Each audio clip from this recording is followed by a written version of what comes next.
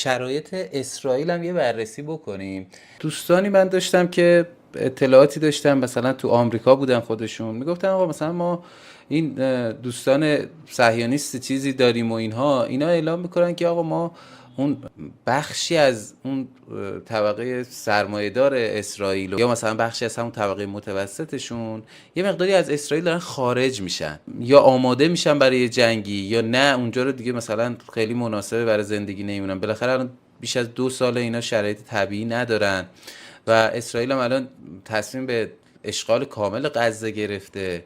توی اونجا شرایط چطوریه؟ شما اطلاعاتی، نشانه هایی از یا مثلا تحلیل هایی تو رسانه ها راجع به شرایط اسرائیل دیدین یا خودتون تحلیلی دارین راجع به این موضوع؟ ببینید خیلی خوبه واقعا. حالا مراکزی در ایران هستن به این نام، من نمیدونم چقدر گزارش میدن که بحث‌های اسرائیل شناسی داشته باشن. رسانه اسرائیل رو من از سال پیش که بیشتر، حالا بعد ماجرای 7 اکتبر تقریبا روزانه 3 تا 4 تا رسانه اصلی اسرائیل رو چک میکنم. در اسرائیل یک دو قطبی شدیدی شکل گرفته بین کسانی که حالا سیونیستای لیبرال بودن، یهودی های لیبرال بودن، و حالا یهودی هایی که دست راستی های تندرو هستن. و یهودی های دست راست تندرو، صهیونیستای دست راست تندرو در 2 دهه اخیر قدرت بسیار بالایی گرفتن. کلا دولت دستشون بوده به جز حالا مواقع بسیار کوتاهی، و به خاطر شرایط مختلف از نظر میزان رشد، مخصوصا خانواده های اینها کسانی هستن، خیلی از این یهودی های ارتدوکس طرفدار اسرائیل رو البته عرض میکنم، اینها کسانی هستن که روی در واقع همین خدمات اجتماعی دولتی زندگی میکنن، و معمولا کسانی هستن که 8 تا 9 تا 10 تا بچه میارن و بچه هاشون همه تو مدارس مذهبی میرن صبح تا شب، یعنی کاملا چیز. الان یه درگیری در مورد این دارن که این بچهای مذهبی که بعداً میخوان حالا برن تو کارهای مذهبی شرکت کنن، آیا باید تو ارتش شرکت کنن یا نه، چون اسرائیل نیروی ذخیره و نیروی نظامی کم آورده. خیلی چند دهه است این دعوا هست که این کسانی که توی حوزه‌های مذهبی میرن از در واقع مسئله نظامی مرخص میشن و انجام نمیده. الان بحث هست که اینا هم باید سالانه بیان شرکت کنن، چون اسرائیل صبح تا شب تو جنگ و نیرو نیاز داره. یه دعوای خیابانی اصلا در این زمینه است. ولی چیزی که میخوام بگم اینه که اصلا توازن جمعیتی کلا به سمت صهیونیست‌های تندروی دست راستی داره میره.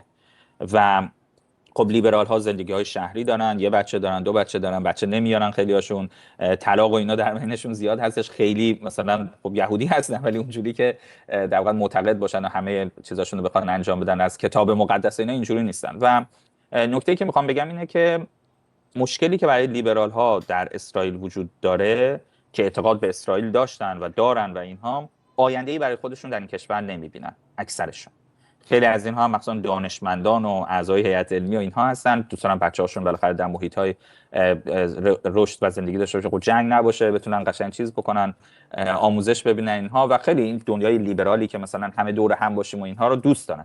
این حالتی که قوانینی که در اسرائیل تصویب شده که مثلا اسرائیل قراره کشور فقط برای یهودی ها باشه و خب میدونید 20% مسلمان یا حداقل غیر یهودی هستن در اون سرزمین‌های 1948. حالا اگه بخوان 67 و 1967 یعنی وست بانک و کرانه باختری رود اردن اینها رو هم زمین بکنن که اصلا وضع خراب میشه. در صورت چیزی که میخوام بگم اینه که شما تو خود اسناد اخبار اسرائیلی ها ببینید یک موجی، نمیخوام بگم اسرائیل خالی از سکنه میشه، اما موجی از مهاجرت همین عناصر نخبه دانشگاهی و لیبرال ها، حالا از هنرمندانشون بگیرید و فلان اینها، وجود داره، برای اینکه آینده‌ای در اسرائیل دیگه نمیبینن برای خودشون. هم از این جهت که دست راستی های تندرو قدرت رو گرفتن. و من به شما این رو بگم که آقای نتانیاهویی که خیلی‌ها میگن اگه این بره کنار مثلا همه چی تموم میشه، آقای نتانیاهو الان دست راست میانه حساب میشه در ساختار اون طیف سیاسی آمریکا. یعنی نتانیاهو اگر کنار بره، این ذهنیت که مثلا سیاست اسرائیل به سمت میانه یا مثلا چپ یا لیبرال میاد، اصلا یه همچین اتفاقی نمیفته. یعنی سیاست اسرائیل، معتدلشون الان اینه، سیاست اسرائیل روز به روز به سمت راستگرا شدن، افراطی تر شدن و فاشیست تر شدن به این سمت داره میره. کاملا ریسیزم، یعنی نژاد پرستی کامل، دارن به این سمت میرن. و الان دعواش در خود آمریکا هم یه ذره اومده. من نمیدونم چقدر واقعا اینا در ایران بحث میشه. همین آقای مایکل هاگبی که سفیر آمریکا شده در اسرائیل در دوره ترامپ، یک مسیحی صهیونیست دو آتیشه، کسی که از 1970 80 50 سال 40 50 سال پیش در واقع میومده میگفته کرانه باختری باید توش شهرک‌سازی اسرائیلی ها بشه و این اصلا متعلق به اسرائیلی هاست، فلسطینی ها باید بریزید دوری، همچین آدمیه. و این فرد خیلی جالبه بدونید که یک بیانیه میدن خیلی تنده این قضیه ها، یک بیانیه تندی میده که ویزای اسرائیلیا که میخوان بیان آمریکا رو محدود کنید. چرا؟ چون اسرائیل ویزای مسیحیان آمریکایی که میخواستن بیان از اون اتباط مسیحی، حالا اتباط چی بگم، از اون مراکز مقدس مسیحی در بیت المقدس دیدار کنن، اینا رو محدود کرده بوده. میدونید این دسته راستی های اسرائیل کسانی هستن که تو بیت المقدس راه میرن به کلیساهای مسیحی، راهبه های مسیحی اینا توف میکنن. یعنی اینجور آدما فیلماش هست. یعنی و اینا الان سر صدا شده چون میدونید ترامپ به عنوان کسی که اومده سر کار روی این بنیادگرایی مسیحیت و روی این در واقع این هویت مسیحی آمریکایی خیلی تاکید کرده. الان مسئله که وجود داره اینه که خب دسته راستی های تندروی یهودی اسرائیلی ساکن حالا اون سرزمین 1948 و دور و بر بیت المقدس، اینا خیلی نه ضد مسلمان‌ها، ضد مسیحی‌ها هم هستن. مسیحی‌ها هم تحت فشار قرار میدن. خیلی الان این مباحثش تو آمریکا خیلی سنگین شده. یعنی تاکر کارلسون رفته یکی از این راهبه‌های مسیحی رو آورده، یکی از این حالا آخوندهای مسیحی اینجوری بگیم اینا رو آورده باش مصاحبه گرفته که چقدر اسرائیلی‌ها اینا رو تحت فشار میدن، اذیت میکنن.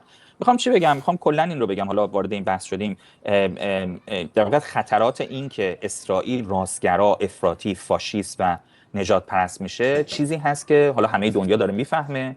برای خود ساکنین اسرائیل، کسایی که حالا فکر میکردن مثلا قرار دولت اسرائیلی شکل بگیره که برای ما امنیت بیاره، ما قرنها تحت فشار بودیم در اقصا نقاط دنیا، اومدیم اینجا جمع شدیم که بتونیم با برادران عرب، همسایگان عربمون با صلح و صفا زندگی کنیم، اصلا این آرمان دیگه از بین رفته.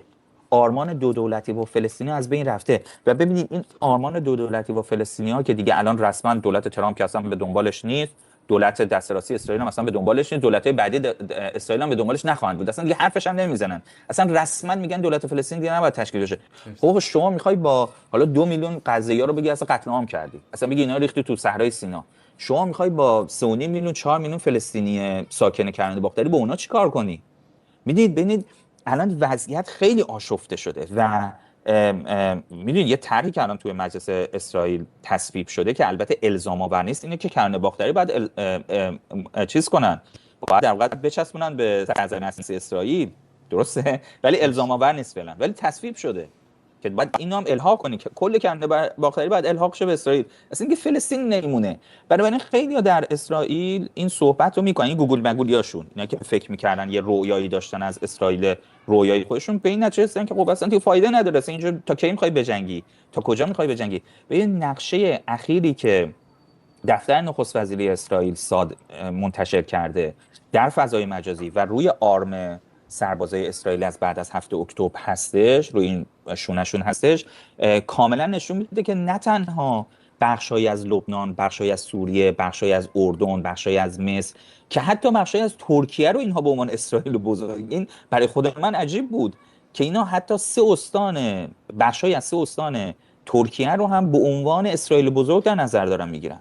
و خب برای این پلن دادن، یعنی اسرائیل نشون دادن که از زمان تشکیلشون 1948 و حتی حالا از زمانی که زایونیسم زاده شد در اواخر قرن 19 در اون بحث ملیگرایی یهود، اینها برنامه خودشون یک به یک دارن جلو میبرن، دقیقاً طبق برنامه هر وقت که فرصت ایجاد کنن، حالا با زور، با مذاکره، با تطمیع، کارشون دارن جلو میبرن. و از این جهت فقط میخوام بگم که خب بخش‌های نه تنها لیبرال های یهود داخل ساکن سرزمین های اشغالی، که لیبرال های یهود آمریکایی که بسیار طرفدار اسرائیل بودن، بسیار کمک مالی میکردن، نه دست راستی ها و صهیونیستای یهودی های صهیونیست و مسیحیان صهیونیست، بلکه لیبرال های یهودی آمریکایی بسیار الان دچار وحشتن، برای اینکه دارن میبینن که نتانیاهو به خاطر قدرت طلبی خودش و به خاطر رویکرد راستگرایانه دولت اسرائیل عملا موجودیت اسرائیل رو دارن در آینده دچار چالش جدی میکنن و به احتمال زیاد از نظر اینها اسرائیل در آینده با سیاست‌های خودش دیگه وجود نخواهد داشت، با سیاست‌های خودش، نه